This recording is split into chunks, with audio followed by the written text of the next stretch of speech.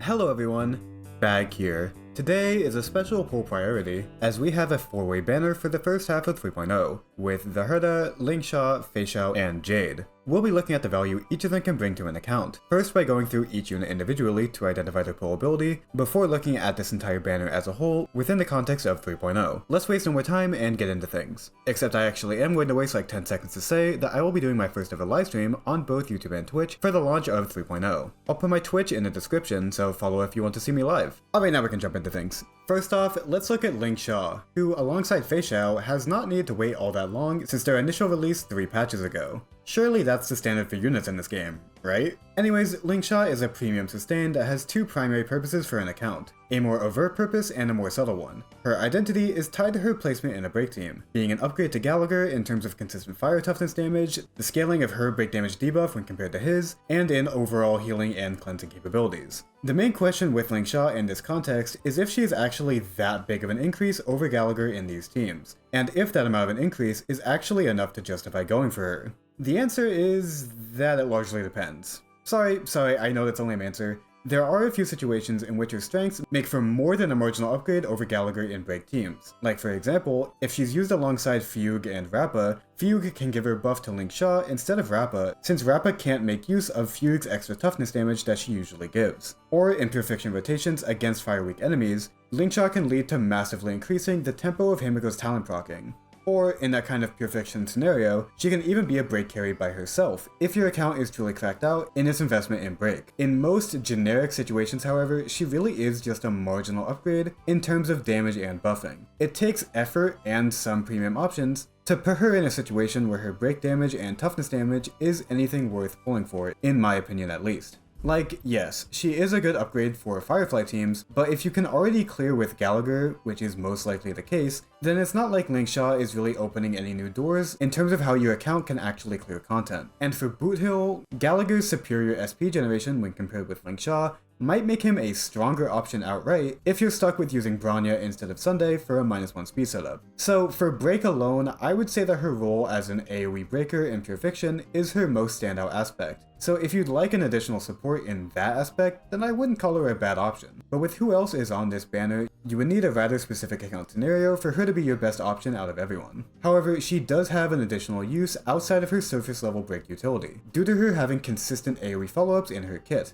For the Herta, Lingsha is essentially her best sustain in terms of energy generation and interpretation stack generation, especially if you can make her the deck collector for Jade, since Lingsha is better than the Herta at generating talent stacks for Jade most of the time.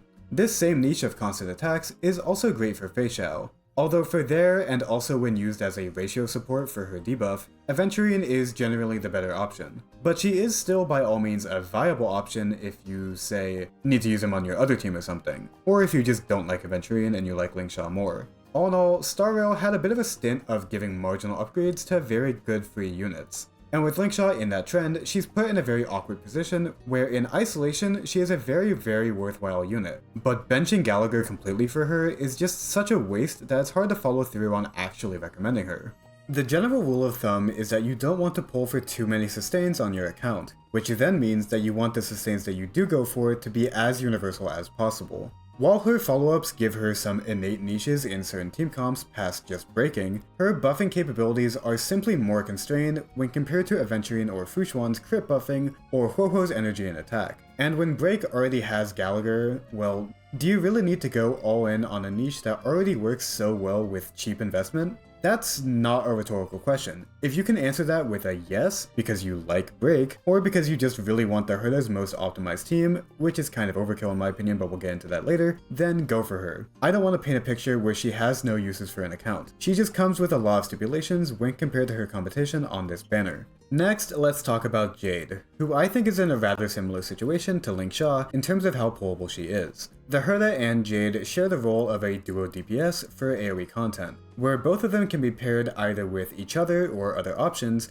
in order to create a strong team that can tackle the increasing amount of AoE content that is being thrown at us, Pure Fiction or otherwise. The big hiccup with this, then, is that the Herta is generally a much stronger unit for that role in most accounts. While Jade does do more consistent AoE hits, the Herta's personal damage and superior team-wide buffing makes that fact almost irrelevant, especially when Pure Fiction's new iteration kind of diminishes the previous meta of quantity over quality when it comes to attacks, since dealing significant damage to the main boss every wave is now as important as clearing the infinite waves of enemies that accompany them.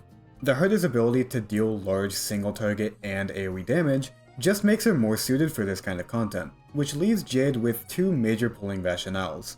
Either you want to pull her to use alongside the Herta, as she is essentially her best partner to fill that second erudition character requirement for her, or you use Jade on another team for your Pure Fiction clears. So the Herta is ran with someone else on one side, and Jade is ran with someone else on the other side. I wouldn't exactly recommend going for either of these routes. The Herta is fortunate in that her cheap options are not too far behind her premium ones in terms of enabling her strengths. At first, you might think that Jade's Blast basic attack would work well for funneling energy into the Herta. But since the Herta's Trace treats any attack as if it hits a minimum of 3 enemies, all this really does is stack slightly more interpretation stacks for her. The main strength for Jade for the Herta, outside of the consistent follow-up attacks, is how SP positive she is, as the Herta, without her signature, is a rather SP intensive carry. But that just leaves her as the best option for her by a small margin, rather than a must-have for her team. Using the 3-star Lycone pass key on someone like Serval or Argenti, or just relying on Mini Herta's frequent follow-up attacks, should be enough for you to be successful with her already.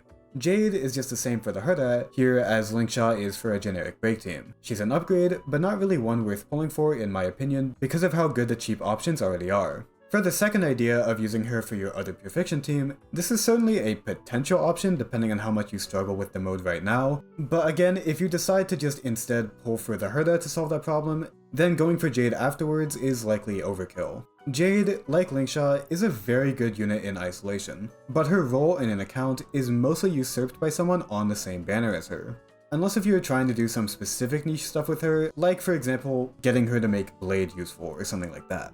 So my advice is the same here as it was for Lingsha. Conventional thinking would say to skip her, but if you value that marginal upgrade that she provides, then she is by no means a bad pickup. For Feixiao, there's a bit of a flowchart involved with deciding to get her, as out of the reruns of this banner, I think she is generally the best option to go for. But here's the thing, the basic idea is that if you have neither Robin nor Feixiao, Robin is a good idea to go for first, since Feixiao without her can be rather lacking. Robin just so happens to be rerunning on the second half of this patch. So here's the flowchart. If you don't have either of them, I would suggest to just wait and go for Robin first. If you do have Robin, then it's a question of if you really need Feixiao to fill any actual holes on your account. Carries generally have a higher bar to clear to be genuinely recommendable. So of course I can say that she is one of the top carries in the entire game, and Robin and March are basically all you need in order to make her work, but if you already have carries that can clear content for you, then she doesn't really bring anything new to your account besides some variety in the teams that you use to clear. If you're someone who's been taking the general advice of investing into supports on your account first, and you are in a situation where you have a bunch of supports and no carries to use them with, then Feixiao is a genuinely great option to go for. Better than the Herta? No, not in my opinion, just because the Herta is generally more universal across the 3 endgame game modes, but if you're in that situation, you are bettering your account majorly with either option. And even though one is better than the other, if you just like Feixiao more, then going for her, again, is not a bad idea in the slightest. She just has some very stiff competition. This flowchart, or really everything that I've covered today, all have the stipulation that if you just like a character and their playstyle, just go for them. Everyone here can be a genuine upgrade to your account depending on the situation that you're in. And even if that's not the case for you, then it's just a single player gacha game, and having fun with the teams that you use is the most important factor out of anything. For my personal opinion, I consider Feixiao to be a very fun unit, so if that's what you care about, then I would recommend going for her. The last unit to talk about then is the Herta. You are probably able to guess what I think of her from how I've talked about her in the other unit sections, in that my opinion about her before she's actually in the game is that I think she's one of, if not the strongest carries in the game. There is the generic reason of her just having very high damage, but she has 2 massive strengths besides that puts her even higher in my recommendations. For one, she can be played very well in all 3 game modes, at least assuming that there is an ice weakness to exploit in Apocalyptic Shadow. In MOC or Pure Fiction, so long as she is not being used in a purely single target scenario, she will work exceedingly well. She has that same kind of Swiss Army knife strength as Yunli in that sense, in that while she is not strong in every single scenario imaginable, she is still more universal than the average carry. Her other notable strength is that she is not super reliant on premium options to function very well. I already went a bit in depth with this when I talked about Jade, but on top of her erudition teammates being rather easy to play around, it's also very easy to just slot in RMC as her support and Gallagher as her sustain for his SP generation. And that's an almost entirely free-to-play team setup that will do very well.